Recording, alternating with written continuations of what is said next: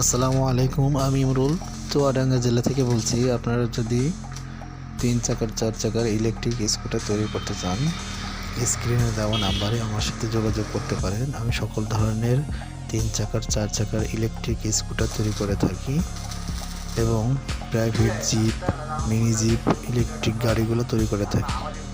এখনই কল করুন স্ক্রিনে দেওয়া নাম্বারে। ধন্যবাদ। আসসালামু আলাইকুম।